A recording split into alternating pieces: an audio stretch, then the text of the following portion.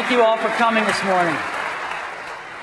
Thank you so much for coming. We've got about 5,000 people here, and when I checked just before I came on, we've already got tens of thousands watching the streaming broadcast all around the world. We're streaming all the way up to 1 megabit per second all around the world, and we had over 3 gigabits per second of streaming data going out when I checked just before I came out. We had a lot of people watching today. The last several months of 2000 were particularly challenging for Apple and our industry. We've decided to start 2001 with a bang. We got a lot of incredible stuff to show you today.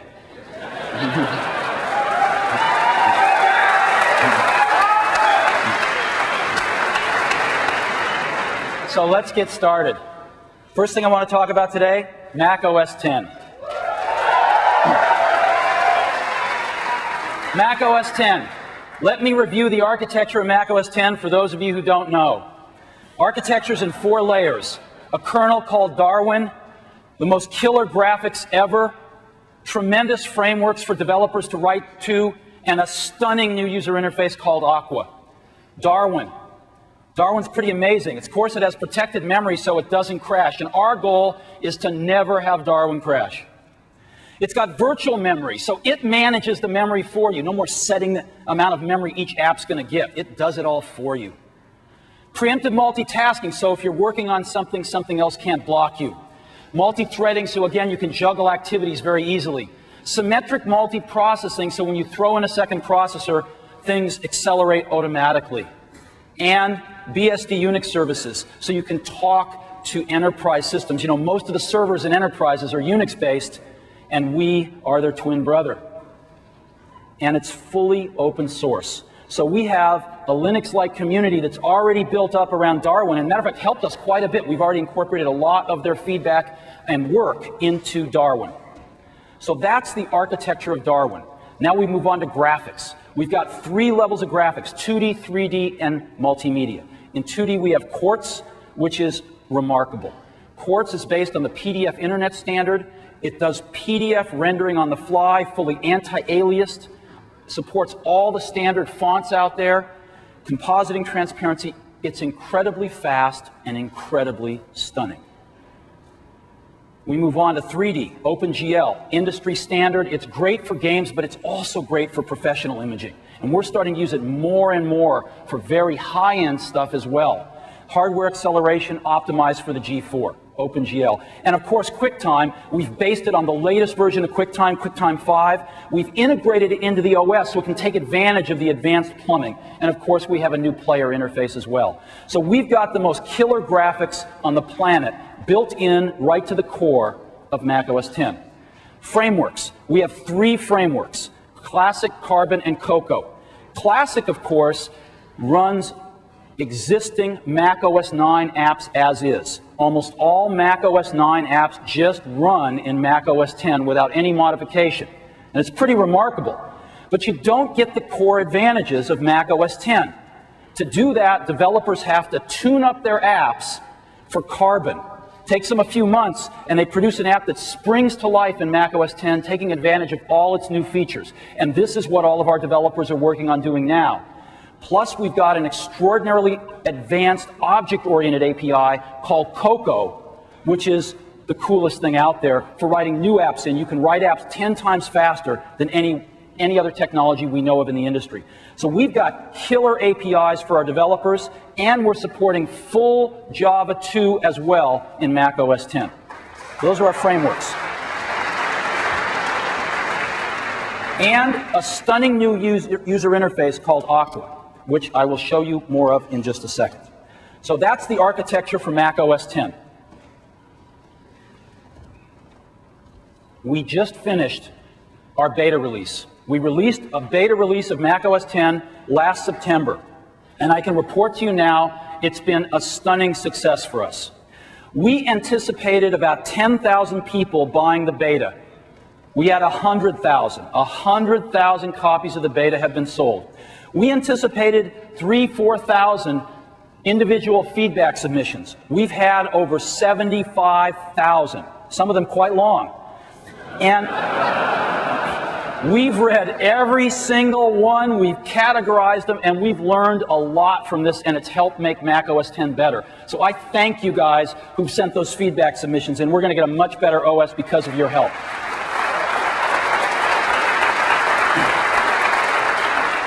I went into the database and pulled some things out to characterize 3 kinds of feedback for you. The first was positive feedback. We always like a little positive feedback. And the most frequent positive feedback was far more stable. This thing is, in beta form, far more stable than even OS 9 is in shipping form. And we're very gratified to hear that. Second, Aqua's incredible. People in general loved Aqua. There's a few things I'd like to see changed, but in general, they loved it. Super easy to install. We nailed the installation.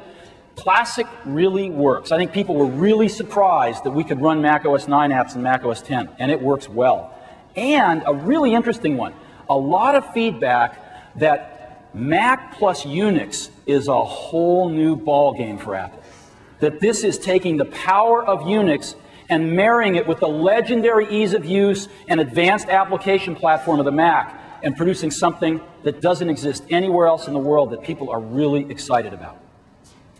The second area of feedback was missing features. A lot of missing features. The number one was Airport, surprisingly. Printing, Location Manager, etc. These are features that just didn't make it into the beta. Airport missed it by about 2 weeks. I'm pleased to report that all these features are now in the OS, as well as many others that we just didn't have at beta. And the last category was key concerns. People had some key concerns, and the most frequent ones were the Apple menu, clock in the menu bar, disks on the desktop, control strip, and the Finder toolbar is awfully big and horsey. So we listened to these concerns very carefully. And if you've noticed, Mac OS X has been evolving all throughout 2000 based on feedback that we've gotten from our developers and our users. And we're not stopping. And we've added some new features in Mac OS X, and I would like to show them to you right now.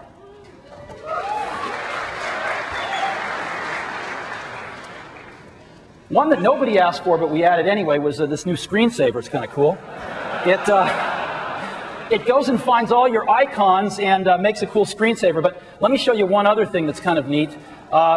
We have another one in here. Whoops, I didn't want that. We have another one in here, which you can just put your own pictures in, and it will go ahead using OpenGL and cross-dissolve and zoom them into each other. And it's really beautiful. So I threw some pictures of a beach up here, but you can have pictures of your family or your dog or, you know, our products or whatever you want. But it's really nice, something you've never seen on a computer before. And it turns your computer into this most gorgeous digital picture frame when you're not using it. All right.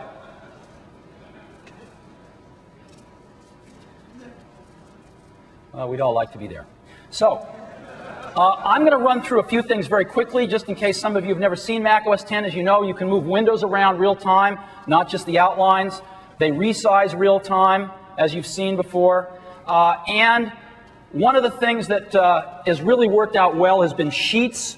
As you know, in Mac OS today, when the OS wants to tell you something, it throws up a panel which can get disconnected from the window that it applies to. It gets very strange when you start to work on many applications at once and you don't know which window the panel applies to. We've gone to what we call Sheets.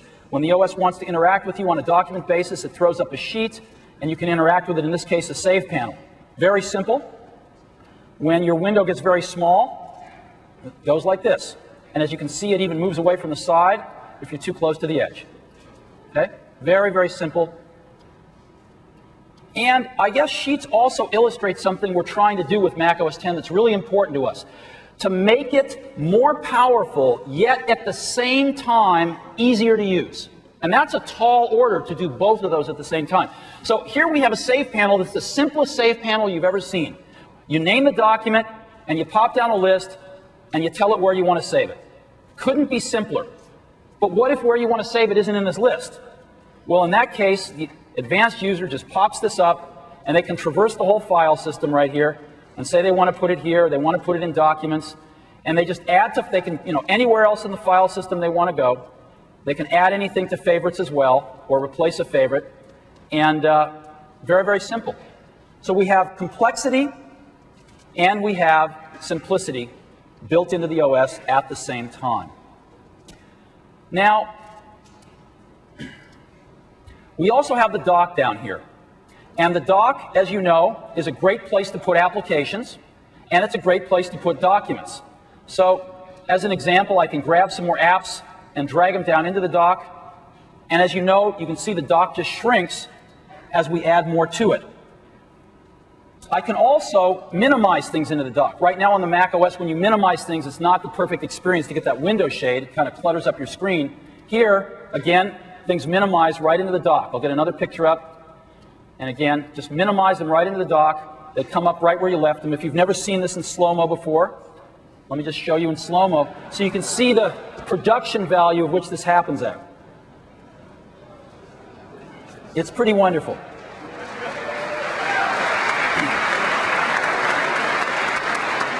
Okay. Now, one other thing that the dock allows for us to do is we can set its size. So I'll go to System Preferences here, and I can set the dock size to be as large as it can be, or I can even set it to be smaller. So at a maximum, it will be this size. But when the dock gets small, if I want to grab something really fast, it might be hard to see, so I can turn on magnification, just like this. Right? Isn't that nice? And I can even hide the dock if I don't want to see it, and when I bring it up, it'll just come up when I move to the bottom of the screen like this. Very simple, very unobtrusive.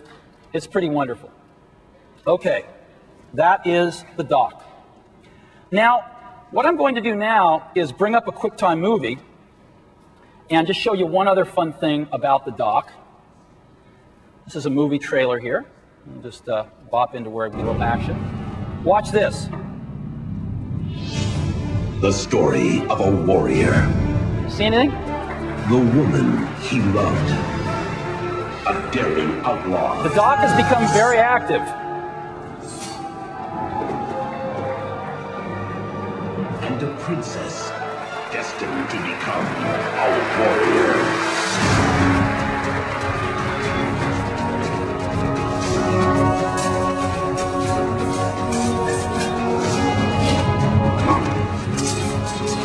So, the dock has become a very active place where applications can even go as far as play movies. They can show status, they can communicate with you in any way that they choose. All right.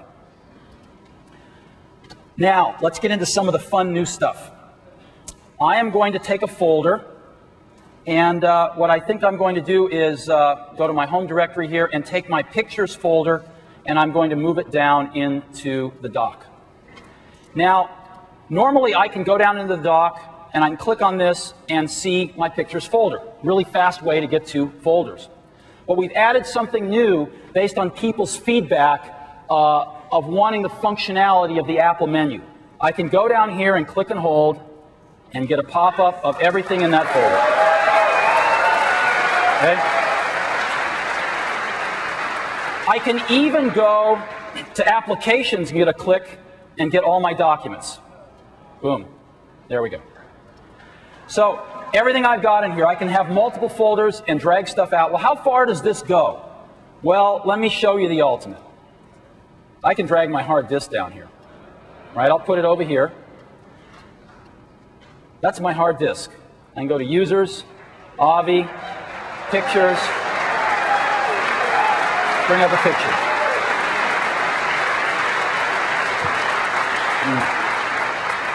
All righty. Thank you for these suggestions. They came from our users. Now, we've taken the Apple menu that used to be in the center of the screen, and we've moved it over to the left where it was. But we've changed it a bit. You know, right now when people think of Mac OS, they think of the Finder, don't they? Because you have to go to the Finder to do everything. You have to go to the Finder to even sleep, as an example, to quit. Everything's done through the Finder. And we see the Finder as just another app. You know, there may be multiple Finders someday. Some beginners may never even use the Finder. With email, you don't have to go to the Finder to find your email, right? So documents can manage their own files and present them to users in much more intuitive ways than a file system. And so we're going to be moving in that direction over time. And to take the first step, we've taken out a few of the features that you always have to go to the Finder to get. Like when you're in an application and you want to go to sleep, or you want to quit, or you want to log out, all you have to do now is go to the Apple menu. And we've got sleep, restart, shutdown, and log out from anywhere in the system. You no longer have to go back to the Finder. We also have recent items, of course, right here, all your recent items, documents, applications, etc. We've moved the location manager up here, so you have all your locations right here, if you've got multiple locations set up. And you can turn magnification and auto-hide for the dock off and on, as well as get dock preferences or system preferences right from the menu up here. So that's the new Apple menu.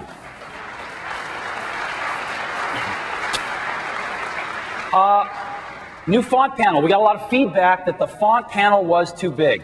Well, one of the things we've done in the font panel is we've gone out and licensed some incredible new fonts. And as you know, we have collections of fonts. So we have some fun modern fonts here, copperplate. And you'll notice things, of course, in the font panel. Change documents in real time. Whoops, a little too big there. Change documents in real time. Helvetica, Futura, copperplate, Dito. We've got some great classics here, Caslon, Gil Sans, and some fun fonts as well. Really great stuff here. Now, about the font panel, back to that. So we've made the font panel, so if you shrink it down, look what happens. You just get pop-ups, and you can even get rid of collections to where your font panel is very, very small, and you can leave it up all the time and do whatever you want with it. So that's the font panel. Last but not least, toolbars. We got a lot of feedback that the toolbars on the Finder and the other apps were just too big. We've made them dramatically smaller, as you can see here on the Finder. But we also got a lot of feedback that people wanted a status bar. We've allowed you to add a status bar here, show number of items, show how much space you have left on the disk if you want. So you can show and hide that. But the biggest piece of feedback we got was that different users wanted different things on the toolbars, whether it be in the Finder or Mail or Preferences, etc. And so we've made them all customizable. So you can go in and you can say, customize the toolbar, and we'll give you a range of things you might want to do here. I want to bring my movies up here. I want to bring the path up here. I want to move this over here. And maybe I'll bring music up here too, right? I'll even put customize up there. And I can view things as icon and text, or I can view them as icon only, or I can even view them as text only if I wanted to, but I like both.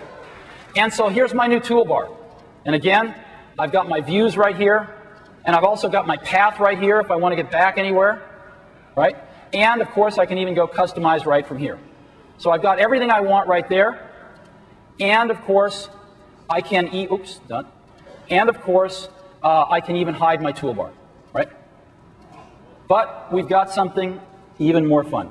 We got a lot of feedback that people love the new Finder, but some of them also love the old Finder. So let me go back here, back to computer, and let me navigate here to users, and I'm going to go into Avi again, and I'm going to go into pictures, and I'm going to open a picture. Now this is how the Finder works in macOS 10, and it doesn't litter your screen with a lot of windows. But if you want to litter your screen with a lot of windows, I'll just open it from the hard disk here. Whenever the toolbar is closed, and you click on something, it spawns a window. And so you can have it any way you want it. If you want it to work exactly like the old Finder, you got it. Okay. So that is macOS 10. Again, to review, new Apple menu, a lot of stuff on preferences, recent items, the ability to instantly go to sleep or log out from anywhere in the system.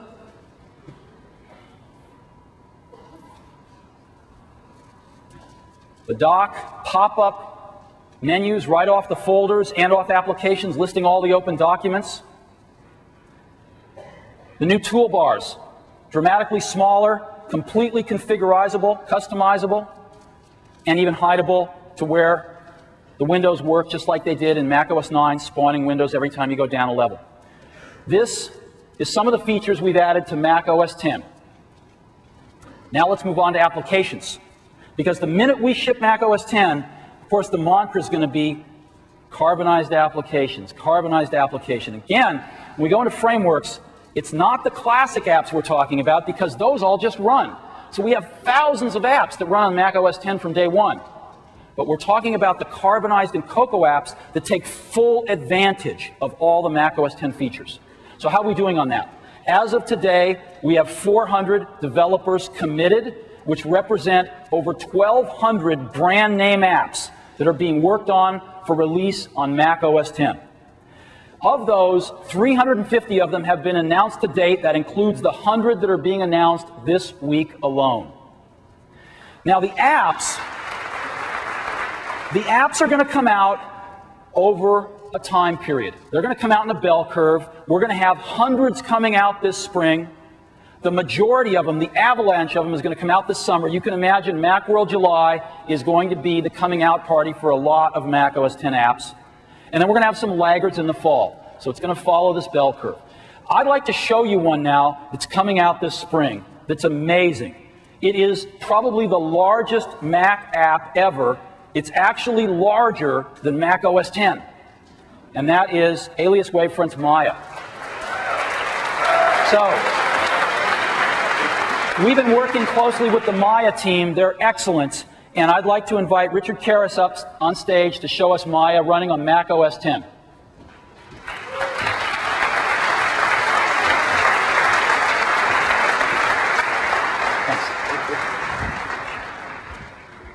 Thank you. You know, Alias Wavefront customers are some of the most creative people on the planet. Let's take movies, for example. Last year, all of the films nominated for the Special Effects Academy Award used Maya, our 3D product for animation. As a matter of fact, 26 of the top 50 films of all time used Alias Wavefront products. And these images that you see here used Maya. Maya is for 3D, what Photoshop is for 2D. Now, Maya is a very sophisticated application. It has modeling, rendering, animation. It's got a full dynamic system. It's also got paint. It is the best tool for the film, video, games, and visual web markets. But all that power puts a lot of demand on the operating system. And I'm happy to tell you that the Mac OS X is performing like a champ. The combination of a G4, Maya, OS X is going to be awesome.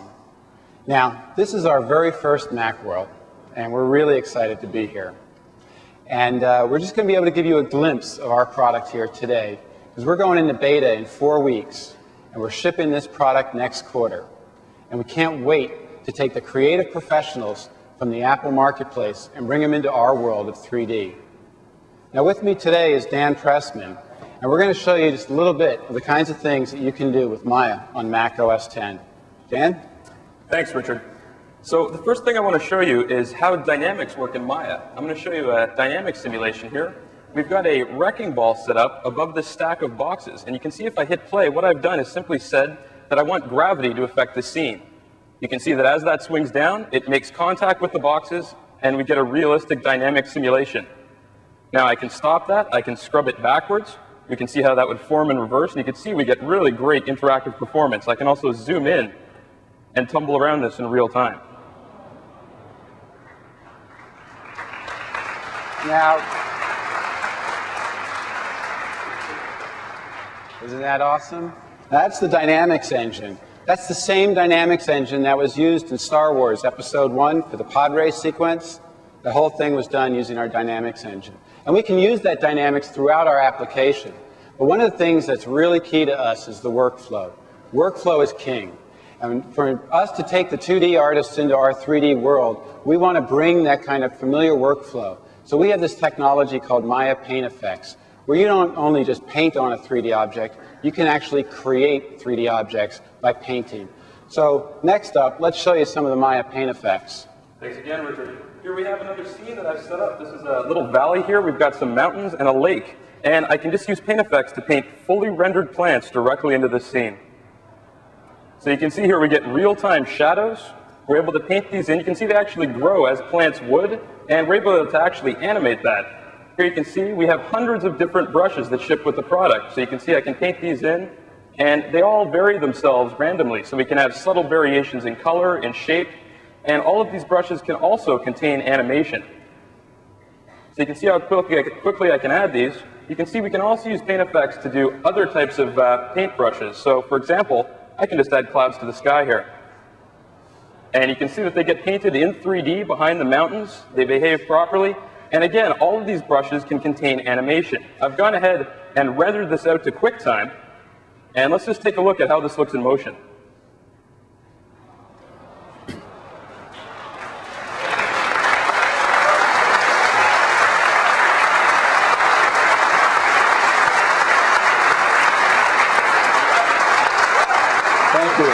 Thank you. So there you have a glimpse of what is Maya. We invite you to come by our booth. We're going to have our customers there, some from Industrial Light and Magic, Digital Domain. They'll be showing the stuff that they do with Maya, and we'll be showing a lot more of Maya on Mac OS X. So thank you very much. Steve.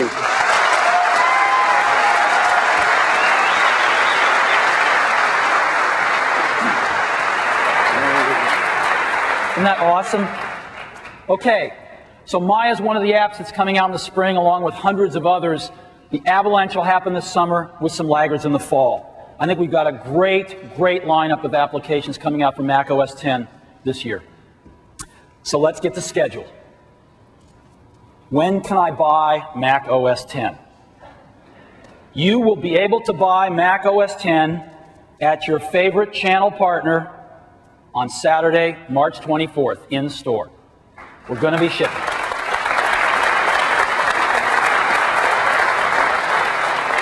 We are taking the last several weeks to make sure this thing is absolutely solid. We're feeling very, very good about it right now. Saturday, March 24th. Price, $129.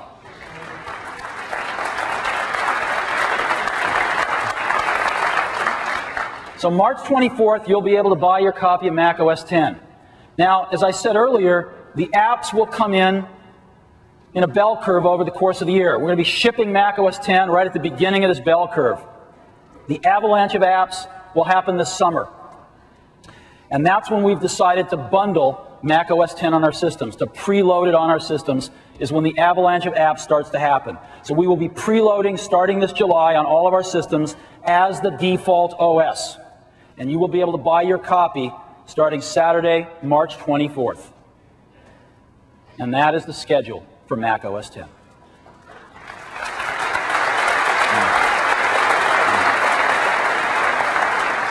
And we know that Mac OS X is really laying the foundation for the next decade, decade and a half of our software efforts.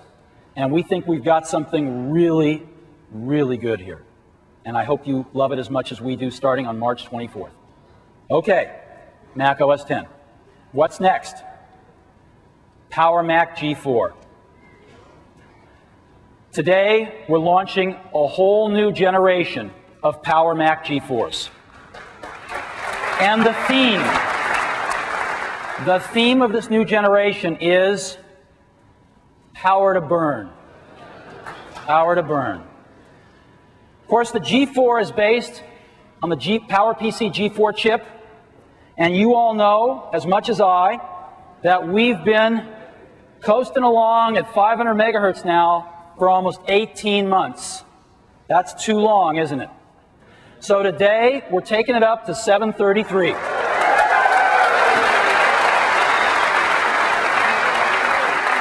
This is a new generation G4 chip that's delivering over 5.5 gigaflops of sustained performance. It's amazingly fast. And we're going to have 4 models of G4s. 4 models. Now, what do they all have in them? They all have a few things in them, so let me go through that first. They all have CD read-write drives in them to start with.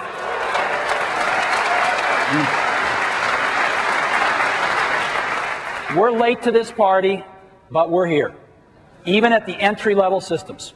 CD read-write standard in all models. We've got a new architecture in this machine that's really fast, 133 megahertz system and memory buses. We're getting over 1 gigabyte per second of sustained internal bandwidth in these systems. AGP4X for graphics, to get the fastest graphic systems possible with write combining, which is very important as well. And we're going to be adding NVIDIA graphics cards. We're going to be adding NVIDIA graphics cards in the top 3 models, GeForce 2MX standard in the top 3 models, AGP4X in all models. All models also have a new audio system in them with a 10-watt integrated digital amplifier, gigabit Ethernet on the motherboard, and all models now have 5 slots.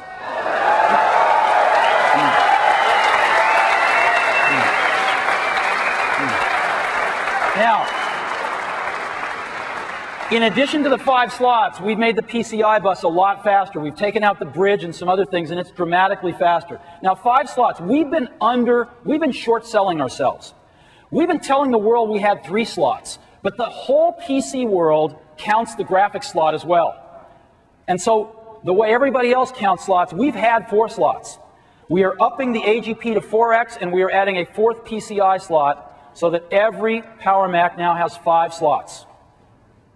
And every new Power Mac is completely OS X ready, fully configured and certified to be a great Mac OS X machine. So 4 models, 466 megahertz up to 733. They are single processor machines. Why? Because if we wanted to wait to get enough 733s to make dual processors, we'd be talking to you in April instead of today. And we want to get these out to you as fast as we can, so they are single processor machines. However, we will be offering the 533 in a dual processor configuration that you or your channel partners can buy from Apple as a BTO config. But the standard configs are going to be single processor machines. So what are they? Processors, 466 to 733. 128 megabytes in the low end, all the way up to 256 in the high end. 30 to 60 gigabyte drives. Rage 128 in the low end. GeForce 2MX in the top 3 configs. CD read-write across the line. And here's the prices, $16.99 to $34.99. Now, what's this? What's this thing called a super drive? Well, this is huge. This is an industry first today. We've never seen anything like this before. And it's a big deal. So, there are 2 kinds of optical drives today, those that deal with CDs and those that deal with DVDs. A drive that reads CDs is called a CD-ROM drive. We're all familiar with that. That's what ships in most of the entry-level computers today. We've been shipping a drive called a DVD-ROM drive, which reads DVDs and CDs. But we missed something last year called the CD-ROM, or CD read-write drive, which reads and writes CDs. You can't read DVDs, but a whole lot of people were willing to make that trade-off so they could write CDs. And it's been huge. Now, some people still want to read DVDs as well, so there's going to be some drives coming out this summer called combo drives that do all 3 of these.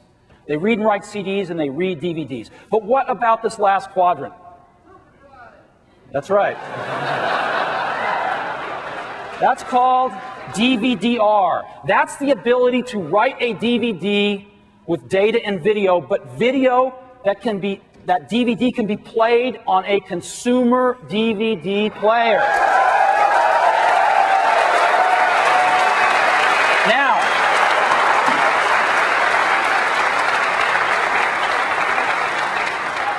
we think this is so important, but we don't want to give up the rest of it. We think CD read-write's important too.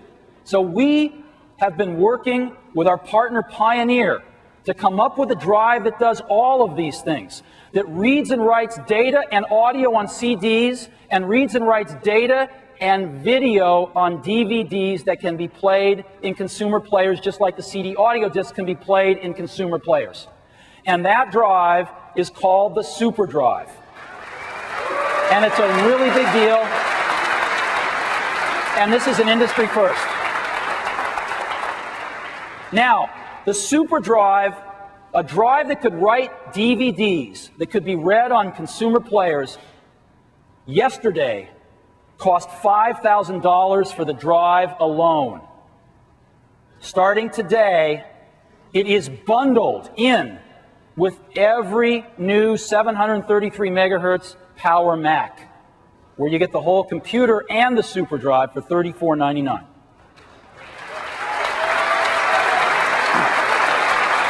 So, the new Power Mac G4s have the power to burn CDs, DVDs, oh yeah, and Pentiums too. So, well, is that really so? What about this Pentium 4 thing? We're at 733 megahertz, they're at 1.5 gigahertz. Do we have the power to burn them? Let's find out. Phil, I'd like to bring Phil Schiller out, our Vice President of Product Marketing.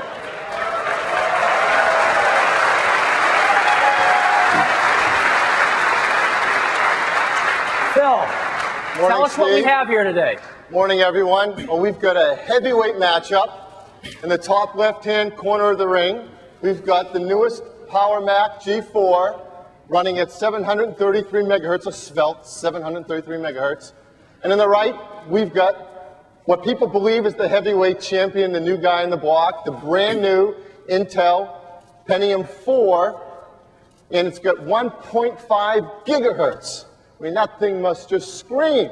So we're going to put these things in a heavyweight battle.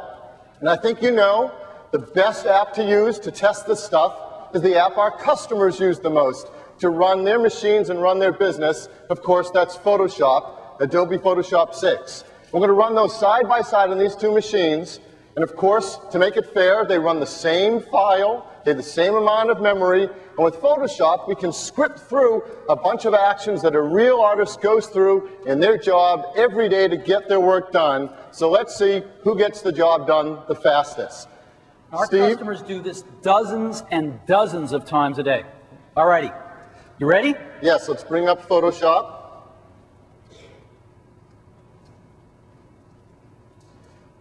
Now we're going to go through a 110 megabyte file with over 140 artist actions given to us by an artist for an actual movie poster they created. All right, So count us down, Phil. 3, 2, 1, go. So you recognize this movie, a recent movie. We're bringing in multiple layers. We're using a bunch of transforms. We're adjusting color levels. We're moving and merging layers. Starting to blend them together using opacity and lighting effects. And the Mac is done.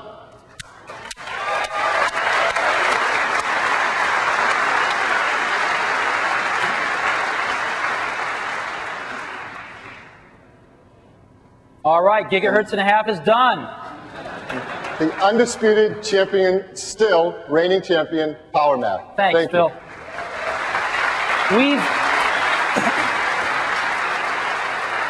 We've got a half a dozen of these things we can show you if we want, but every time we run them, the 733 toasts the gigahertz and a half Pentium.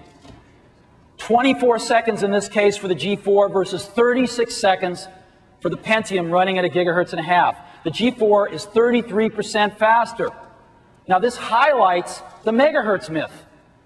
Because when you compare megahertz from one processor family to another, it's like comparing apples and oranges, so to speak. And they don't compare. If we wanted to put everything into Intel megahertz, because the 733 is 33% faster, we'd have to call it a 2 gigahertz processor. And you can see that this megahertz thing has gotten out of hand. What matters is how fast the machines are. So we've got the power to burn CDs, DVDs, and Pentiums. Now I'd like to show you something pretty cool. The power to burn, in most cases, if you want to burn a CD on most computers, you've got to run really bizarre utilities, these toast things and this and that. It's very strange. So I want to show you what we've come up with for Mac OS 9, and of course the same thing will be in Mac OS 10, to actually burn a CD. So the first thing, I've got my G4 here. I'm going to just stick in a blank CDR disk. And the drive takes about 8 seconds to figure out that it's a blank CD disk. And what it's going to do is it's going to ask me what I want to title it, and I'll call it Macworld, and how I want to format it, and I'll just say prepare it. And see, it put it right on my desktop there, just like a regular old disk. And I click on it, and I get a folder, just like a regular old folder. And if I want to burn something in it, I just drag a file or two or whatever I want in it. Right? And see, we very much appreciate the applause, but you shouldn't be applauding, because this is how it ought to work. And you close this, and you can go up and burn the disk right here in a menu, or when you drag it to the trash, it just asks you, do you want to burn the disk? Right? In this case, I'll say no, I just want to discard it. All right, so that's how you burn CDs in Mac OS 9 and Mac OS 10.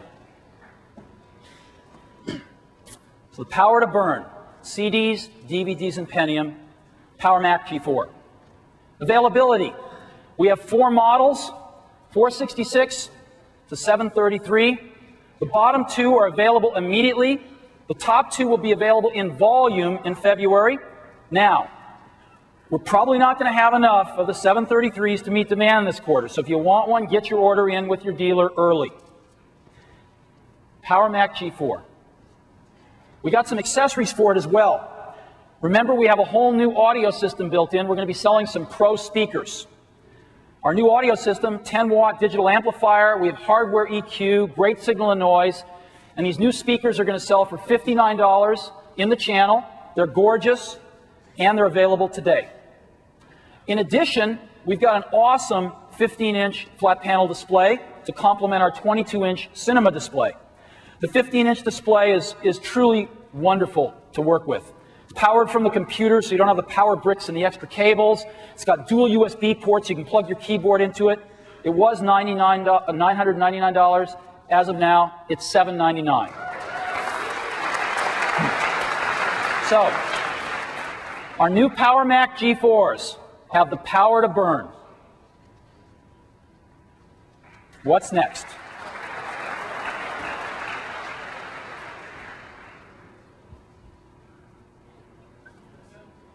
We're just getting started. I'd like to tell you where we're going. What is our vision? A lot of people have come to ask that of our whole industry the last few months. What is our vision?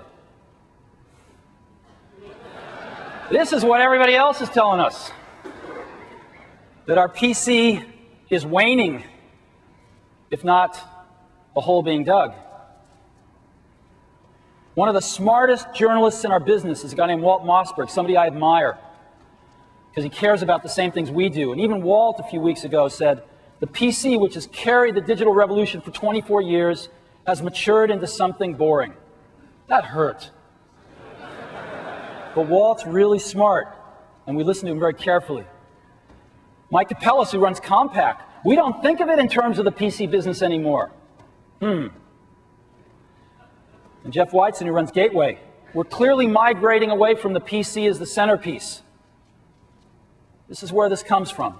A lot of people wondering what the future of the PC is. We don't think the PC is dying at all. We don't think the PC is moving away from the center at all. We think it's evolving, just like it has since it was invented in 1975 and 6. You know, in the early years, nobody knew what this thing was going to do. These were the prehistoric era. But right around 1980, the PC entered what was to become its first golden age, and that was the age of productivity. With the invention of the personal computer spreadsheet, word processors, followed up a few years later in Apple's case by desktop publishing, The golden age of productivity had begun, and it lasted almost a decade and a half, driving this industry. The last few years, though, of that golden age, things started to flatten out. People started to wonder, is the PC waning? Have we solved all the problems that need to be solved with a PC? But right around the mid-90s, we entered the second golden age of the PC. And that, of course, was the age of the internet. Now, we didn't throw out our productivity, we kept using it, but we added to it this exciting new thing called the internet. And the internet propelled the PC, both in business and personal uses, to new highs. And it's been amazing what's happened with the internet. But now, as the internet has matured, people are again asking, is the PC waning? What's going to happen to the PC? We think the PC is on the threshold of entering its third great age. And that age is the age of digital lifestyle. And that's being driven by an explosion of new digital devices. We have cell phones everywhere. We have portable music players, CDs, and their cousins, the new solid-state MP3 players now, everywhere. We have digital camcorders everywhere. We have DVD players exploding in consumers' homes and in business as well, even portable DVD players. Digital cameras now constitute 15% of all cameras sold in the US. 15%. It'll be 50% in a few years. And handheld organizers are everywhere as well. We are living in a new digital lifestyle with an explosion of digital devices. It's huge. And we believe the PC, or more importantly the Mac, can become the digital hub of our new emerging digital lifestyle, with the ability to add tremendous value to these other digital devices. Digital hub, key phrase. Now, how can the PC add such value? Why? Well, for a few reasons. One, because it can run complex applications. These devices can't. They don't have enough horsepower. Two, because the PC's got a big screen on it. That doesn't just mean you can see more information. It means we can make much better user interfaces. Most of these digital devices have pretty brain-dead UIs. We can burn disks, as we've seen with CDs and now DVDs. The digital devices can't do that. And we have large, inexpensive storage. If you've ever gone out and paid a fortune for one of these little flash cards for your camera, you know what I mean. These are some of the things the PC can contribute. It also gets on the internet every way at every speed. Very few of our digital devices get on the internet at all, and those that do are slow. And so this is why we believe the PC will be the hub, not just adding value to each of these devices, but interconnecting them as well, as a digital hub. Now, we first began to understand this with the camcorder, because we invented an application called iMovie that added tremendous value to a camcorder. If you've used iMovie, it makes your digital camcorder worth 10 times as much, because you can convert raw footage into an incredible movie with transitions, cross dissolves, credits, soundtracks. You can convert raw footage that you'd normally never look at again on your camcorder into an incredibly emotional piece of communication. Professional, personal. It's amazing. You can even then take that iMovie and send it out over a Mac to Apple's website, and we'll host it for you and stream it to any PC in the world. You can't do that with a camcorder. And we saw that the benefit here was a combination of a bunch of things. It was hardware, the computer and other hardware, the operating system, the application, the internet, and marketing to create this solution. In the case of iMovie, it was not only the Mac, but FireWire that allowed us to bring in the digital video with pristine quality. It was QuickTime in the OS and the codecs and some real-time stuff. It was iMovie, a major application. On the internet, it was the internet itself plus Apple's homepage application, which lets you build a homepage to stream your movie on in 5 minutes. And a lot of marketing to create the solution of desktop movies. So we thought this was very important, and it took all these components, and we realized that Apple is uniquely suited to do this because we're the last company in this business that has all these components under one roof. We think it's a unique strength. And we discovered this with iMovie too, that it could make a digital device called the camcorder worth 10 times as much. It's 10 times more valuable to you. So what are we going to focus on next?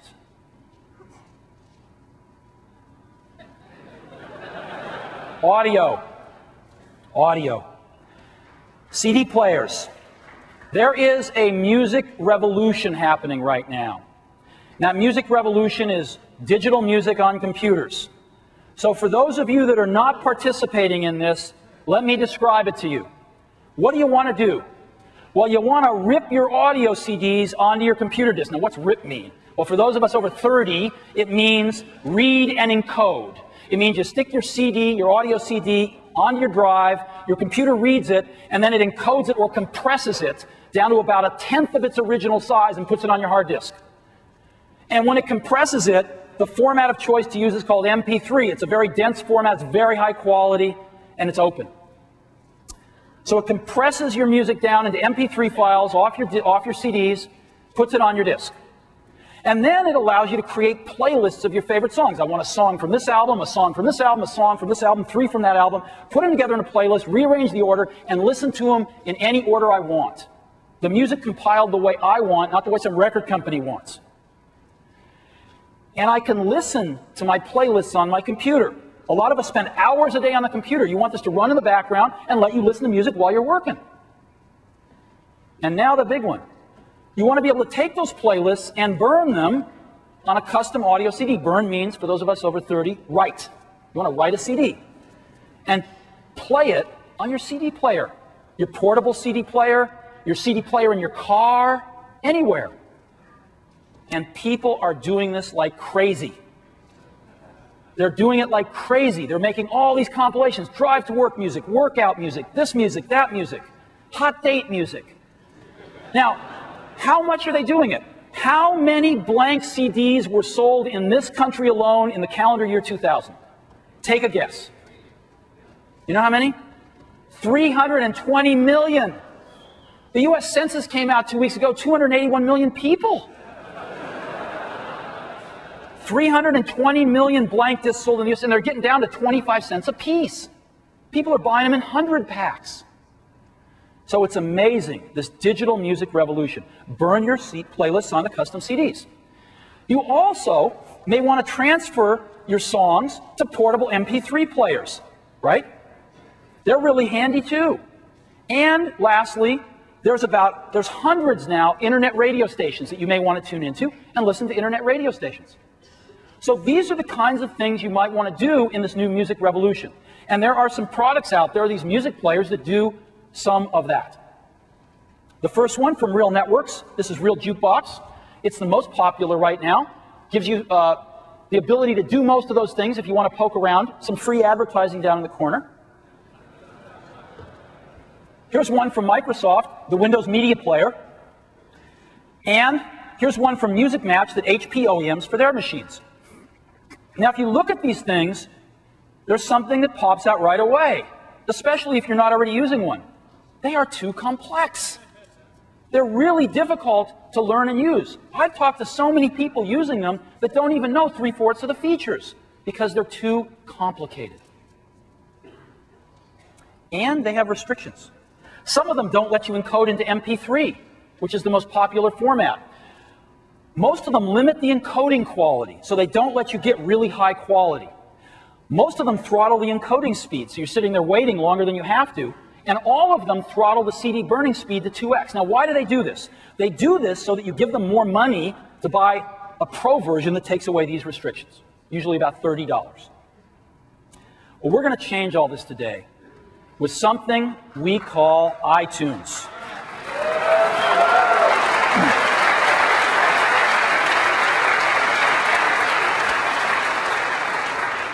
As I mentioned, we're late to this party and we're about to do a leapfrog. Because instead of having to put up with this, we're going to give you something that looks like this. Really clean, really simple, far more powerful. It allows you to have libraries of music. It allows you to rip CDs. It allows you to create playlists. And it allows you to burn CDs all in one integrated application, all in one window. And let me show this to you now.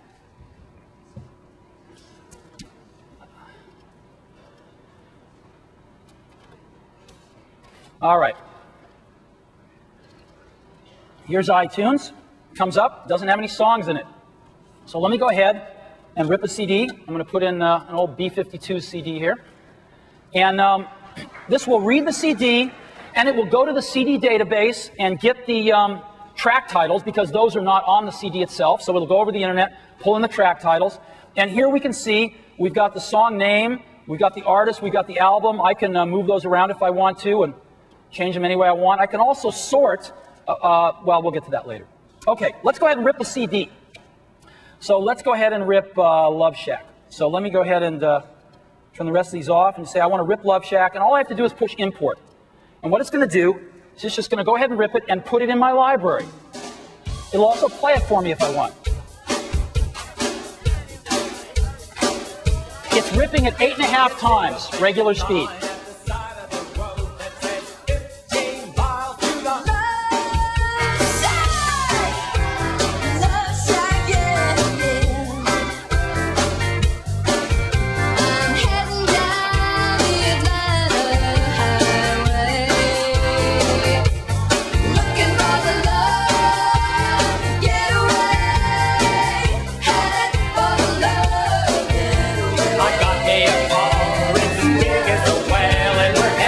Okay, we just finished ripping that song about 8 times normal speed, as fast as the drive would go. And here it is, and here we can play it from disk if we want. So we've ripped the song. Very, very simple. Now, you might want to import a bunch of songs, and you could put all your disks in, but I've already done that, and I've got a bunch of songs in a folder here. And all I have to do is drag that on top of iTunes, and I've got about 1,000 songs.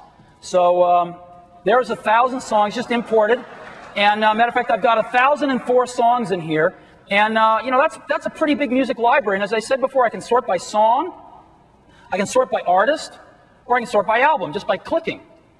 And again, I can go play any song just by clicking on it. I can go anywhere in the song. I get a nice little display up here.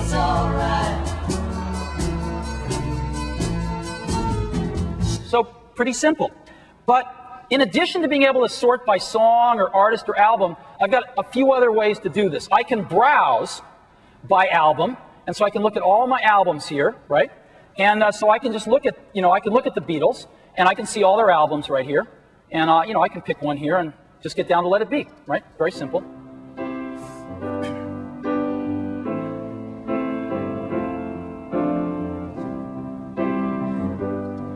Let's go to another example, Sarah McLachlan, very simple. So, very, very simple,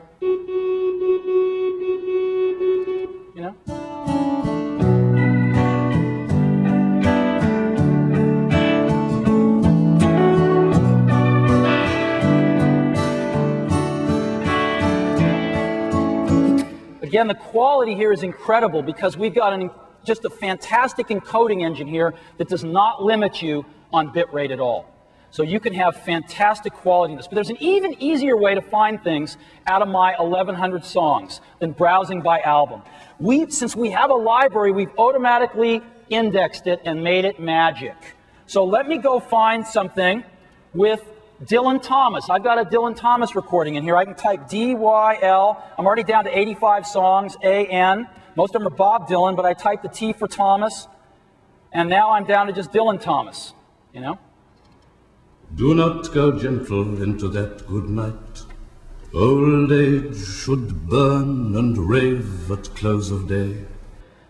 So I can just type in anything here, whether it's an artist name or an album name or a song name. So let me type in, let's say I want to find When I'm 64, right? So I'll just type in 60, S-I-X-T. Boom, there I am, 2 songs.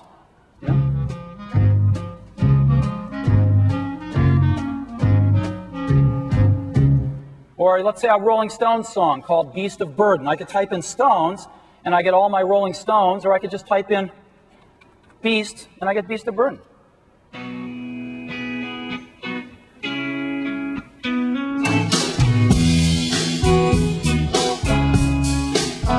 So there's never been anything like this to allow you to find music instantly. It's pretty cool. So let's build a playlist. I go over here and I say I want to build a playlist, and I'm going to call it Macworld. And I got my Macworld playlist. Let's go ahead and drag some things in. So let's go ahead and drag in a Sarah McLachlan song, let's say. Type in Sarah, and there's a song called Mystery. There it is, Building a Mystery. We'll throw in that one. And then we'll go to, why don't we find Let It Be? You know, off the Let It Be album, we'll drag in Let It Be. Let's find that B-52 album. I think let's type in 52. There it is, Love Shack that we just ripped. And then let's go go in here, and we can just grab a whole album if we want to. I could grab a Bare Naked Ladies album and just drag the whole album to my playlist, and it puts all that in there too. So there's my playlist right there. Pretty simple. And I can build as many playlists as I want. Now, again, if I want to write a CD, all I have to do is see this button up here called Burn. Watch this. See that? You know? So it's going to ask me to put a disk in. Whoops. I closed it on myself. All right. What am I doing here? All right. There we go. Take out the B-52s, put in a blank CDR disk, and say Burn. I insert a blank disk, and it will start burning. All right, there we go. Huh. All right, boom. No? Maybe this is a bum disk. Let's try another one here. All right, there we go. No?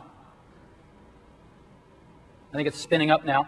So this is going to just go ahead and burn the CD for me. It's going to burn the whole playlist. I don't want to burn the whole playlist, so I'm going to go ahead and stop this. But you get the idea. And it's preparing the tracks now. It's going to take a while.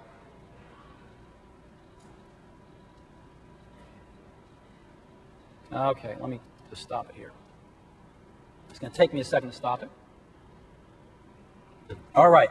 So here's my playlist. That's how simple it is to burn a CD. And again, in my playlists, I can just move stuff around if I want Love Shack at the top or whatever I want at the bottom. It's very, very simple. Just control these playlists. Very, very simple. Now, what about an MP3 player? Well, I've got an MP3 player right here, and let me just go ahead and turn it on, and I'll put it in the cradle, right? All I have to do is just throw it in its cradle, and when it's connected to a USB port, which all of them are, it just pops up right here. Here's my new MP3 player. And so I can, to get these songs off, all I have to do is click on them and delete, and it'll just erase them off the MP3 player. And to get something onto the MP3 player, like I could just drag Love Shack on, and Love Shack is just copying onto the MP3 player, and I can drag a whole playlist or individual songs, whatever I want. And it's that simple to move things to and from your MP3 player. Boom, there it is. Okay. Now, let's go to internet radio. I just click on this button, and here's all my internet radio stations, right? I'll click on Top 40. It's going to go query all the top 40 radio stations out there. Oops. All right. And let's see here. Here's the top 40 radio stations. I'll pick one called The Wolf, because it's got 128 kilobit per second feed. All you need are looks and a whole lot of money. It's the next phase, new wave dance. It's just like radio. Okay, so let me go back to my playlist now, and I'm going to, I'll play Love Shack here. So here I am listening to music, and I want to do something. I'm doing stuff on my computer, and I don't want this thing taking up the whole screen. What do? I just click miniaturize.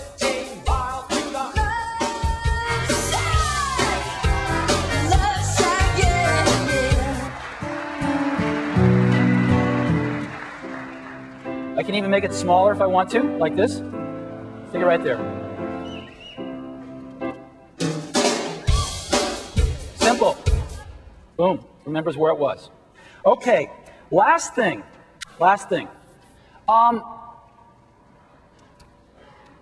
what if we could see music?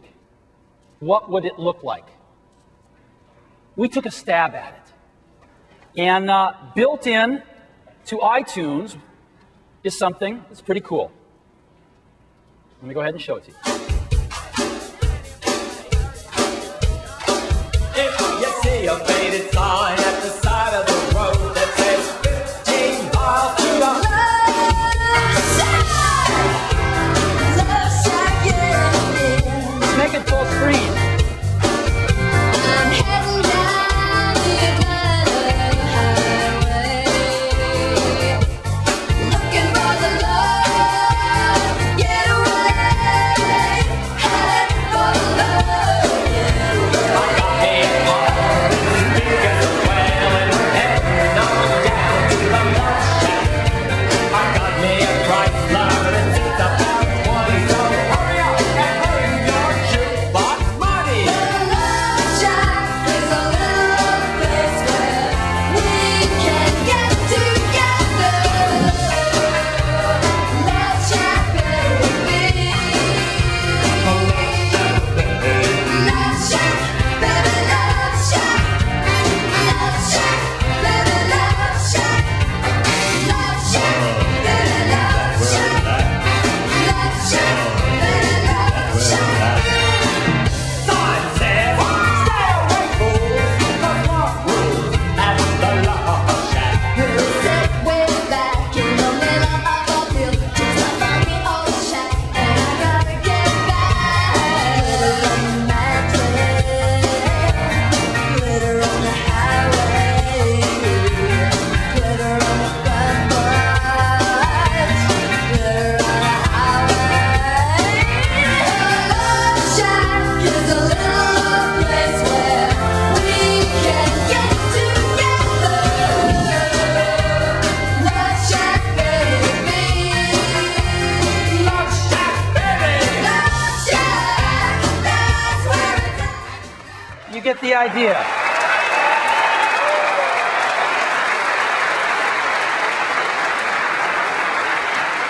So, iTunes, it's pretty remarkable.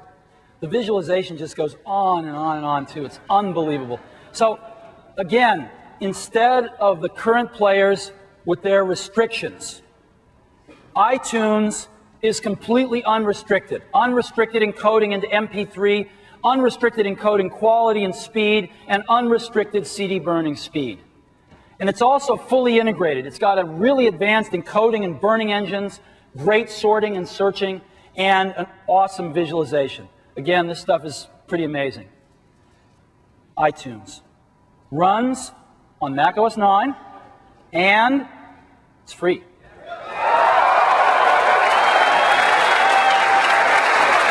So,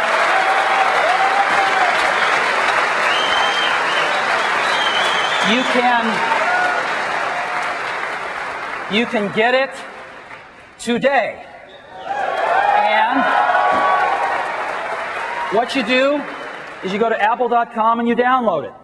Now, iTunes today will run on almost any Mac running Mac OS 9. You'll be able to rip CDs, build a library, build playlists, play your music on your computer, transfer your music to your portable MP3 players, listen to internet radio. But the first release today supports only the CDRW and super drives that we're shipping in our new towers. We will be adding plugins to support the most popular third-party CDRW drives on the Mac over the next 60 to 90 days. So check back with the download site, and we'll have those there as fast as we can get them tested so that you can burn CDs as well on any Mac running Mac OS 9. All righty. Join the music revolution with iTunes and make your music devices about 10 times more valuable. That's iTunes.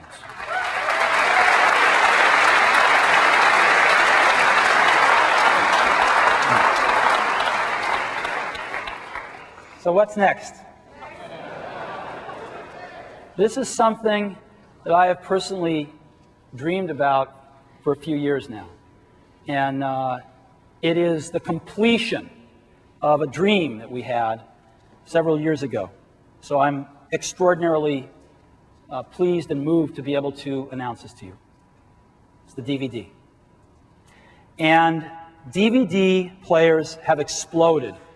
There's at least 10 million in the US. Estimates range all the way up to 13.5 million, and it's doubling every year now. It's expected that the penetration is going to grow from its current 10% of households to 40% of households in the next 2.5 years. These are also being used all over the place now in corporations. And what do you want to do? You want to make your own DVDs with your movies instead of the ones you buy at Tower Records, right? And you want to play them in consumer DVD players. You want to shoot footage on camcorders, consumer or pro grade. You want to make the movies on your computer, but what you want to keep on going to create the DVD and burn the DVD. And then you want to play it in consumer players. That's what we want to do. There are 3 hurdles. The first is just burning that DVD disc. If you can't do that, why bother with the other stuff? But if you can, then you've got to encode the data, which is fierce. And then you've got to find a way to lay out the content easily, if you're not a pro, or even if you are and you don't have a day. These are the hurdles. So let's go to the first one. Burning the DVD disc, that's the super drive. We've got that one now. That brings us to encoding the data. Encoding the data is rough because to fit a big movie onto just one disc, they use fierce compression called MPEG-2, Motion Picture Encoding Group 2. And this encoding is very, very fierce computationally. There's 2 ways to do it, hardware and software. To get decent quality, which you really want, the hardware costs at least $1,000, and most pros use hardware up to $5,000. Now that doesn't work for us. We don't want to add that much money to our computers. So we focused on software. The software side, encoding and software, though actually higher quality than the hardware, is very slow. How slow? It takes 25 times as long as the source material. So if you want to encode an hour DVD, it'll take you a day of your computer chugging away. If you want to encode 30 minutes, it'll take you 12.5 hours. That's a long time. Well, we've had a technical breakthrough. We asked some of our scientists to look at this, and they came up with something sweet. Using the velocity engine on the G4, they've been able to reduce the encoding time for very high quality encoding from 25 times to 2 times. So you can encode and do all the calculations to lay out the data on a DVD in 2x. So if you have a 30-minute disc, it takes an hour instead of 12.5 hours. So we now, because of this technical breakthrough, know how to encode the data in a very high quality way in a cost-efficient manner. Which leads to, how do we easily lay out the content? There are some programs that professionals use that allow them to make the DVDs we buy at Tower Records. But most of our customers, even our pro customers, don't want to learn how to use those programs. They're pretty fierce. Because most of them actually want to use DVD as a transport, not as a final product. Ad agencies want to show their clients ads in a much higher quality way, et cetera, et cetera. And of course, when we bring it down to the personal level, none of us could use those pro programs. So we've got to come up with something that's truly a breakthrough. And we have. It's called iDVD. iDVD is revolutionary. And I don't know what words to use to describe it to you, so I've just got to show it to you now.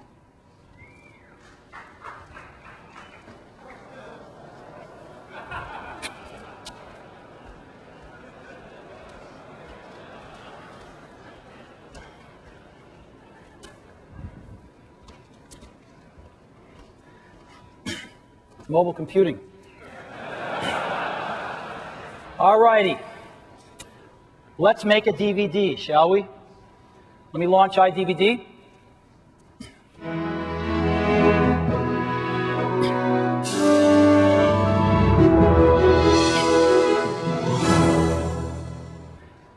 Open a new project.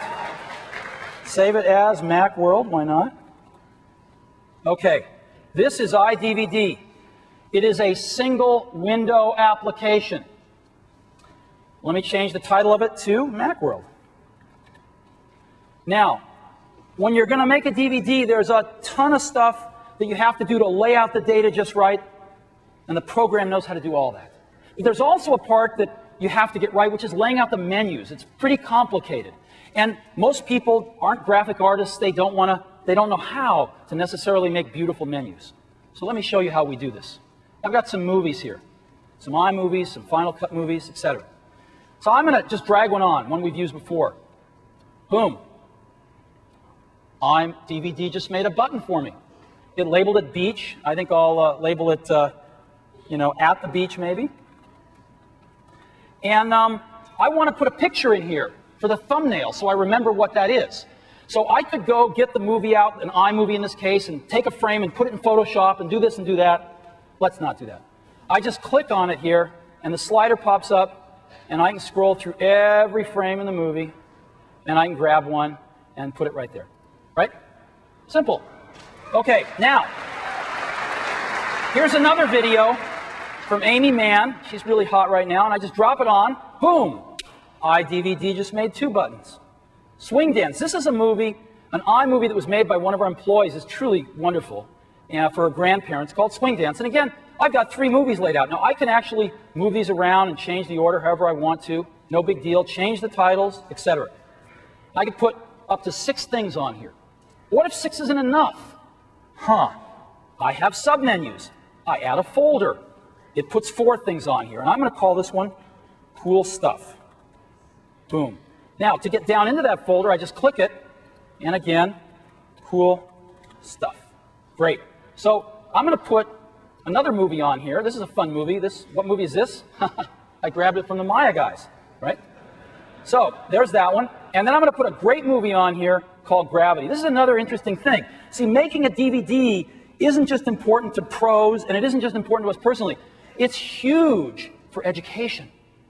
Their ability to capture best practices and send them around the districts, their ability to capture students doing wonderful things as they learn and share them is unparalleled. I'm going to play you this movie now that we got. This is a real movie from one of the schools that we serve. Hi, my name is Galileo. And my name is Aristotle. Today we're going to be talking about our theories about gravity. And all we're going to be using is a book and a few pieces of paper. Aristotle said that heavier objects like this book fall faster than lighter objects like this paper. And Galileo thinks that objects fall at the same rate regardless of how much they weigh. What do you think will happen when we drop this book and this paper? You get the idea. Okay, so you notice iDVD's also put the navigation arrows in for me. Simple. So I'm back up here with Cool Stuff. And I'm going to add another folder that I'm going to call, let's say we're an ad agency and we want to share some ads with our clients. And I'll go into ads now, and I'll change this to portfolio. And I'll just drag in some ads. I've got our Sage iMac ad, and I grabbed an ad from our ad agency. They do work for Nissan. And then I've got old 1984 here I put on here. And so again, I can just click into these things, watch them. Today we celebrate the first. You know that ad. And so now I go back and I can take these folders, this Cool Stuff, and I can pick any one of the thumbnails, the Maya or that thumbnail. And in the ads, I can pick any one of the thumbnails. So I'll just pick, 1984. And then the last thing I'm going to add here, and of course I can have folders within folders, so I can have infinite, not infinite, but I can have a very deep nest of folders if I want. And now I can add a slideshow. Watch this. Slideshow, let me go back. Let me grab some photos, right? I can just drag a photo in and boom, right? Let me drag all these in. Just adds all the photos, boom. I can look at them big or small. I can rearrange them in here, the order, do anything I want. I just, boom, boom, boom. And there's all my photos, right? So now, and I can again just, go through here and,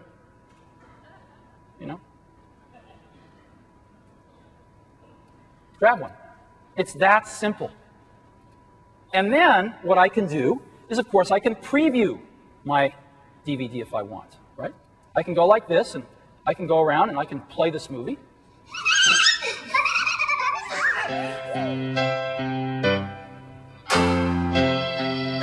Okay, you know, and I can go to this one. This one's great, too.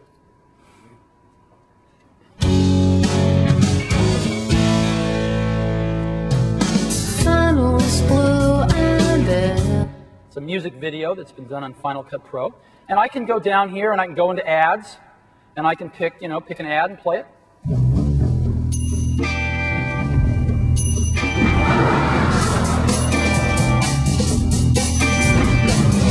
So I can make sure that my DVD is just right before I want to burn it.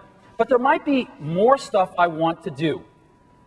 What if, I mean, this look is really nice. It's kind of a pro look. But what if I want to do something a little more personal? Well, we have themes. So I can say, great, well, let's make it a, you know, a green one or even a lavender one here. But I've got some much more fun ones. I can make it a chalkboard. And look at that. It changed the buttons, the font, the background, boom, all at the same time. And it still works exactly the same. You know? Nothing different. Or I can go in and I can say, you know, that's really nice, but let's make it a photo album. Again, buttons change, everything changes, fonts change, all pre-programmed in. This is a fun one for a road trip. Look at that, isn't that great? You know? And I can go through, this is a good one for, you know, again, a personal one, but isn't that wonderful? You can make DVDs like this, way beyond the graphic arts capability of most of us mere mortals, in just a few seconds. Right? We've even got them, you know, refrigerator magnets. And even things like a wedding as an example, you know, which we're not having today. So I'm going to stick with graphite for this one. And I'm going to go down into this submenu, and I think I'm going to change this one to my chalkboard, like that. And I think I'll go down into this submenu, and I think I'm going to change this one. I'll change it to the portfolio. All right? So we've got our DVD. And I can even, if I don't see anything I love here, I can make custom stuff. I can, if this is an Amy Mann video, I can just drag a photo on here and change the background like that. Or like that. Or like that. Or like that.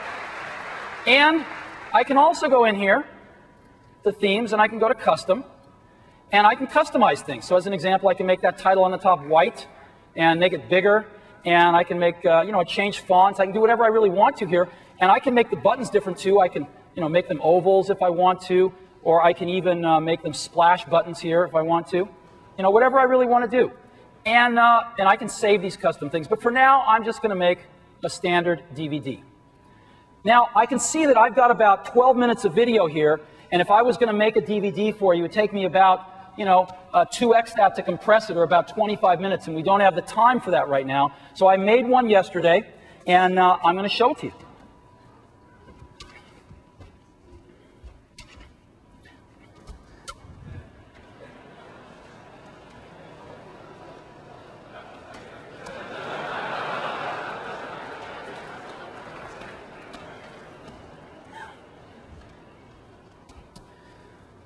This is a $250 consumer DVD player.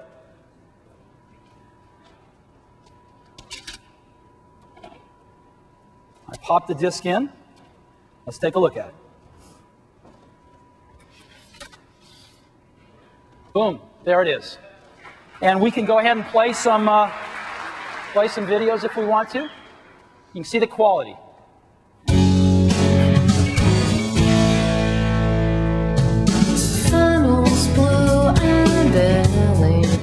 It's unbelievable quality. Here's another one. This again was made by one of our employees. She's remarkably talented. Made for her grandparents. Off all consumer grade equipment. L on a Mac. Is for the way you look at me. O is for the only one I see. V is very, very extraordinary. E is even more. This is the kind of stuff you can do now.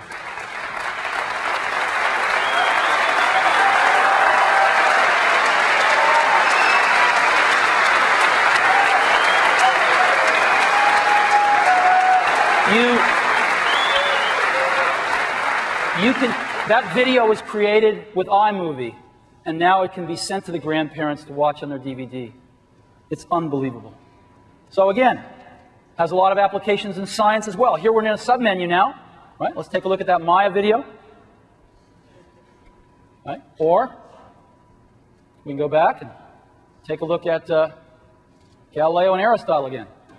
Hi, my name is Galileo. And my name is Aristotle. Today, we know. Thank you. And last thing I want to show you, we got some fun ads and stuff, but the last thing I want to show you is a slideshow. This is a whole new way to transmit and view photography. Look at this. Look at these photos. These are regular digital photos on a DVD. Unbelievable. Watching these things on a television set is just unbelievable quality. A whole new way to deal with digital photographs. Put them on a DVD. Cute kids, huh? Okay, so this is iDVD.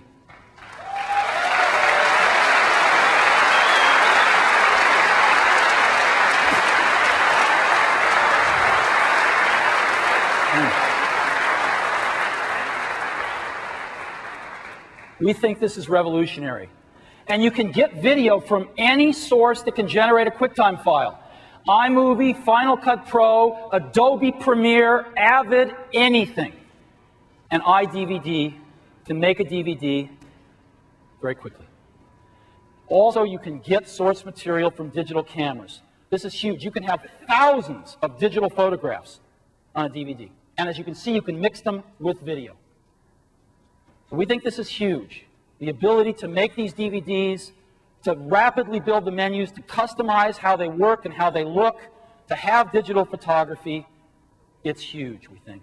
And we're going to bundle iDVD with SuperDrive so that everybody that buys a computer with a SuperDrive in it gets iDVD. And of course, iMovie is bundled with every machine we make. So iDVD. Now, when you're done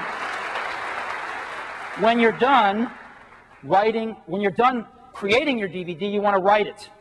And we're going to be selling media too. DVD-R media, Apple certified. We have a breakthrough price of $10 each. So we're going to be selling a 5-pack of media for $49.95. That's $10 each to be able to write these DVDs. That is a total breakthrough price. And when you're done writing your DVD, you can play it on any one of the 10 million players in the US. It's a breakthrough. And we think iDVD is going to add dramatic value to DVD players everywhere. But it's even beyond that because we're starting to link multiple devices together. Digital camera with digital hub to DVD player. Digital camera to digital hub to DVD player. And we think this is going to be huge. We're also announcing a new professional tool here today. As you know, we sell Final Cut Pro that's taking the pro video editing market by storm. And of course, you can use iDVD to make DVDs from Final Cut Pro. But today, we're also introducing a new pro product called DVD Studio Pro for our pro customers that is a complete professional DVD authoring tool. It's remarkable. It blows away the tools available, costing $5,000 to $10,000 a piece. We're going to sell it for $995, just like Final Cut Pro. It'll be available at the end of January. DVD Studio Pro is the perfect complement to Final Cut Pro for our pro customers. So, our vision. We don't think the PC's dying. We think it's evolving.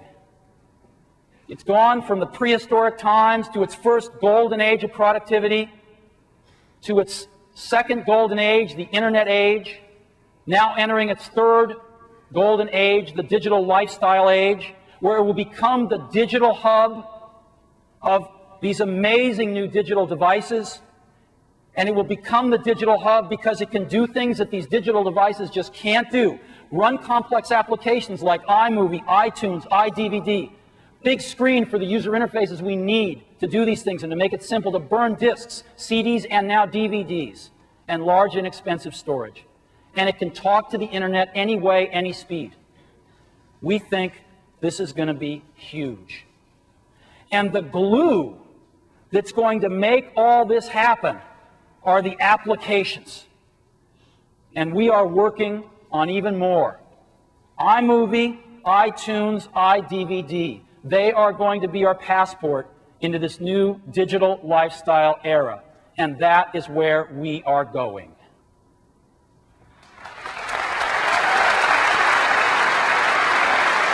So,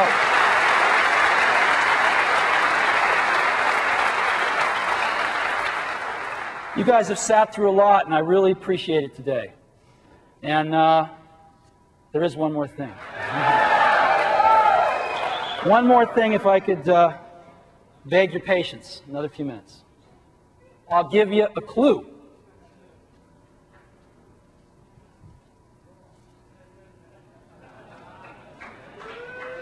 Anybody get it?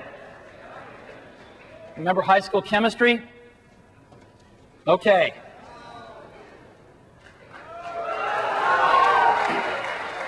Let's talk notebooks. We have the most powerful notebooks in the world. But they have the sex. Right? They have the sex. We want both. We want both. The power and the sex. Right? So today we're introducing a totally new power book.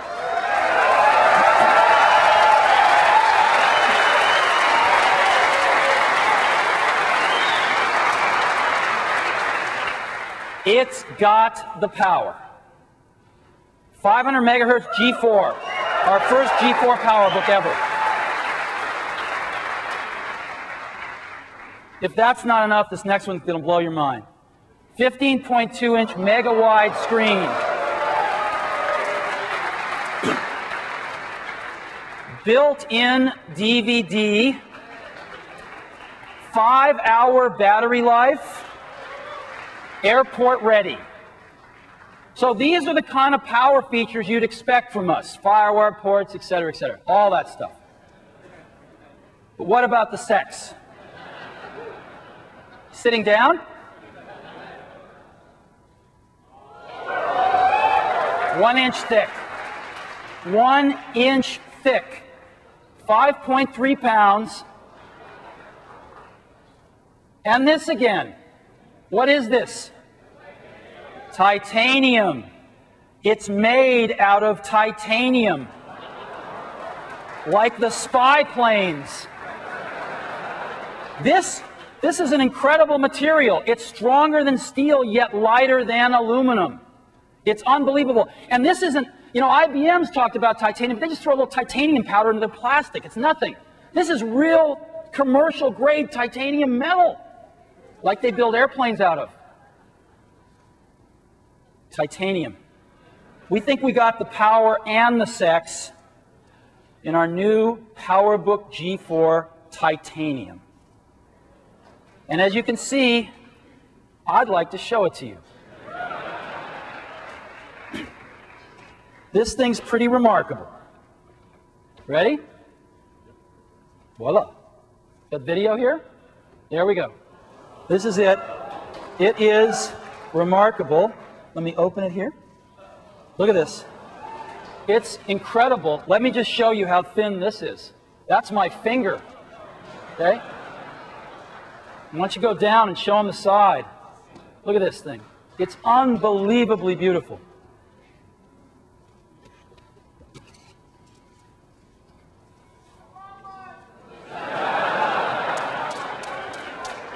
You and about 1 billion other people.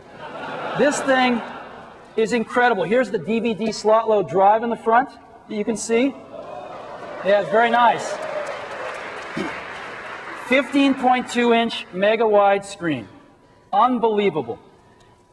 1 inch thick. That's it. We've been working on this for a while. And let me show you this way. Unbelievable mega wide screen.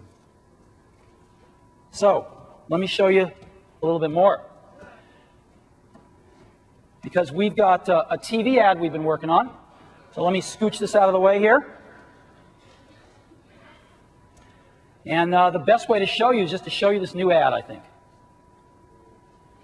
Let's roll it. It may be because it's only 1 inch thin, or weighs just 5.3 pounds. It may be because it has a 15.2-inch screen, or is supercomputer fast. It may be because it's made out of titanium. But, you know, whatever it is, geez, you're just going to so want one. The incredibly thin, ultralight, mega-wide screen, titanium portable supercomputer.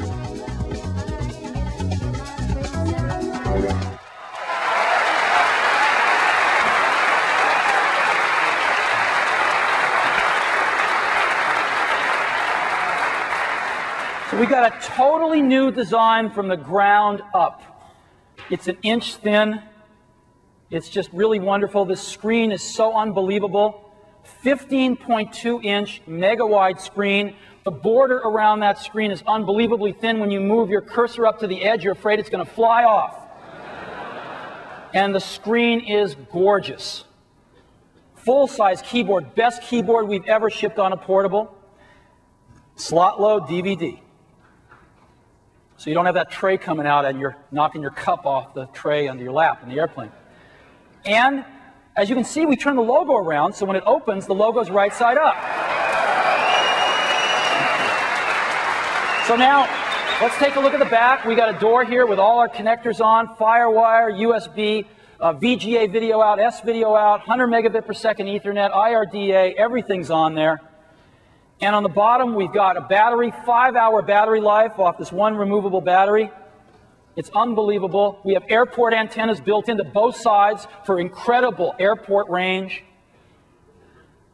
PowerMac G4, the new PowerBook G4. 2 models. They both share a G4 processor, 1 megabyte of L2 cache, Rage Mobility 128 graphics, the fastest graphics going in portables, 8 megabytes of graphics memory, 2 USB ports, a FireWire port, Ethernet, modem, airport, VGA, S-video, 4 and 500 megahertz. Both share the 15.2-inch screen, 128 megabytes and 256 megabytes, 10 and 20 gigabyte drives, configurable up to 30 if you want to do a BTO. Slot load DVD in both of them, $25.99, $34.99.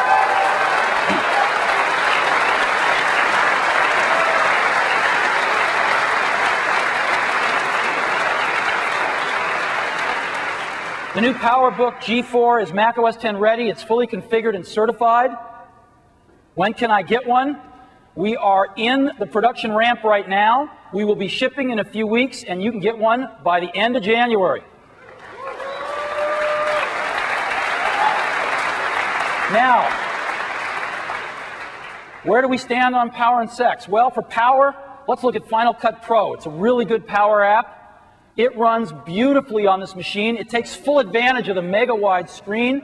It's unbelievable. It is the ultimate portable video editing studio. But how does it compare to its predecessor? Because of the new architecture in the G4 chip, Final Cut Pro runs 60% faster on the new PowerBook G4 than on its predecessor. Much faster. A lot of power. The fastest notebook in the world. But let's go back to the sex. How do we compare not just to other notebooks, because we obviously toast them, but to sub-notebooks like the Sony Vaio? Sub-notebooks that are not designed to have built-in drives or big screens or run for 5 hours. They make those compromises to be thin and sexy. So how do we compare to those? Well, let's take a look. Most popular Vaio, $2,549. It's $50 cheaper. Let's see what $50 can buy. Number one, a dramatically bigger screen, from 12.1 to 15.2. How much bigger is that? Well, that's the Vaio screen, right there. And if you calculate it, ours is 52% larger. 52% is what it buys you. Well, My God, there must be an error on this slide. No, there is not. The new PowerBook G4 is thinner than the Vio subnotebook. Unbelievable.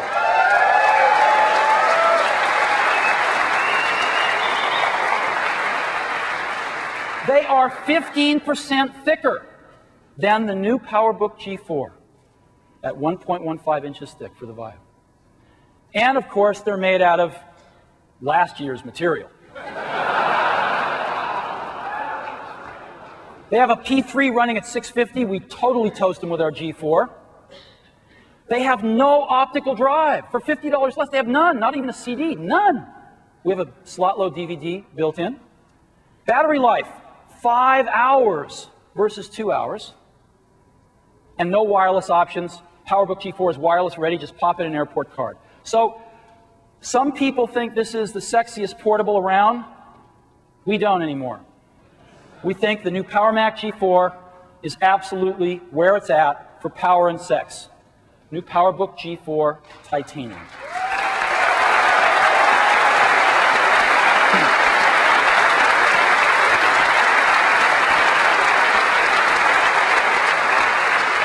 So, we made a video about the PowerBook, and let me go ahead and run it now.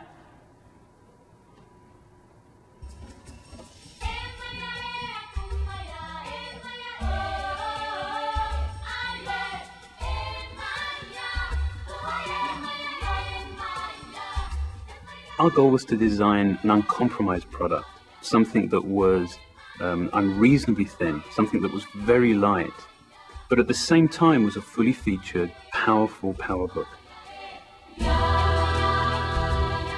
The new PowerBook G4 is a real supercomputer to go.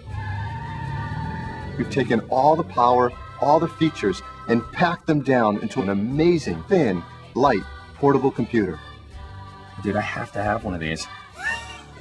Have to have one. And all my friends are going to have it too when they see it.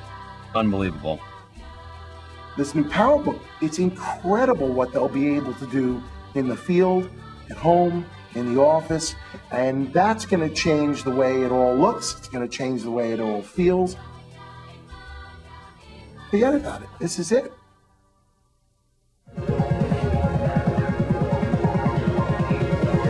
The PowerBook G4 is the fastest notebook in the world. As a matter of fact, it's faster than most desktops. Everybody gets hung up on clock speed, but what really counts is balanced system performance. The PowerBook G4 with the new 500 MHz G4 processor delivers up to a blazing 3.5 gigaflops. To get the new PowerBook G4 so thin and light, we went to space-age materials. Titanium, carbon fiber plastics, all of this produced a product that is 1 inch thick and less than 5.3 pounds. Titanium is a remarkable material. I mean, it's lighter than aluminum, it's stronger than steel, it's robust, it's tough, it's durable. It really was our only choice for our new PowerBook. There's 128 megabytes of memory using the latest technology expandable to 1 gigabyte.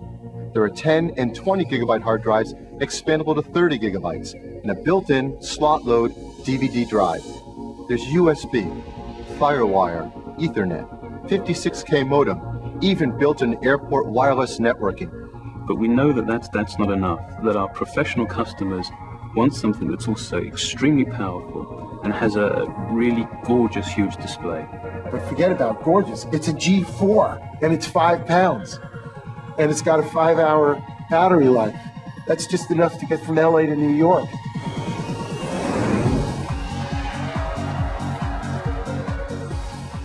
Musicians can literally dispense of all of those pieces of hardware. You can sit with a laptop now, and you can make a record. And I just can't think of anything more exciting, man.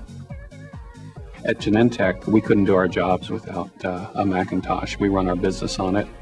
Last year, the entire human genome was sequenced, and this gives an astounding amount of information that needs to be analyzed. And I think these new G4 machines are going to allow us to do that more quickly and eventually make the world a healthier place. Radical Media is actually the only global commercial production company. A director here who used Final Cut Pro on his PowerBook, would shoot a commercial, plug it into his PowerBook, and flying from LA to New York, he'd have a rough cut of his piece. The new PowerBook G4 is going to revolutionize our business. It's not going to change it, it's going to revolutionize it.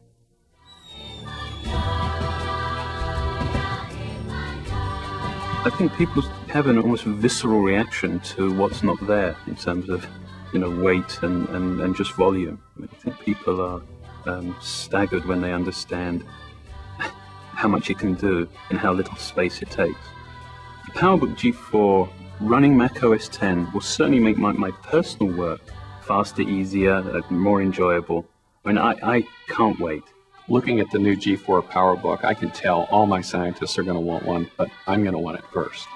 We've actually been waiting for something like this for a long time. My friends and I that make electronic-based music, for G4 is portable. To be able to do this in a portable environment is just sick, dude. I can't wait to use this thing on a plane, man. Just take off with it. That's the power of this, and that's what Apple has really put in our hands. It's not about new technology. It's not about a new toy or a new box. It's a whole new way of thinking.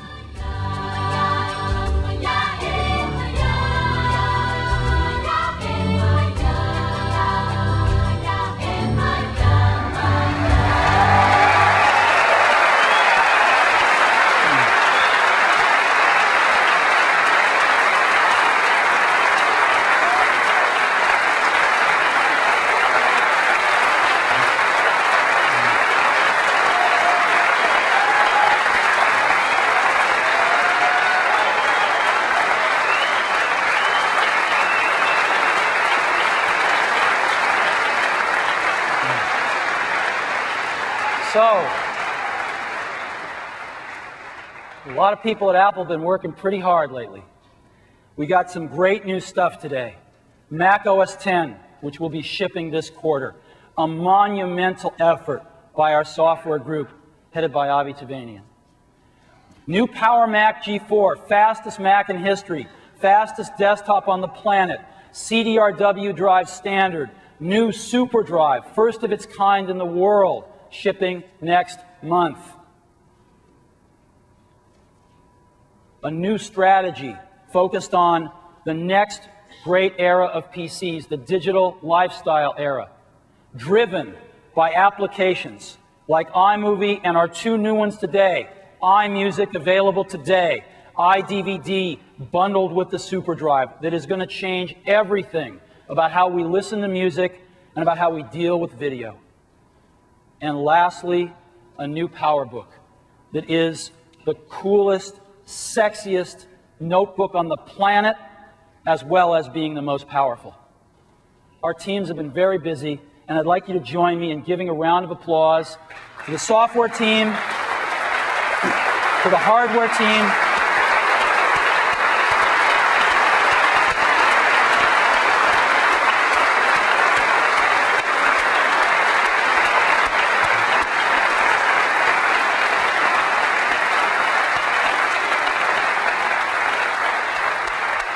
they've been working very hard. Avi and his team on software, John Rubenstein and his team on hardware, Sina Tamadan and his team on applications.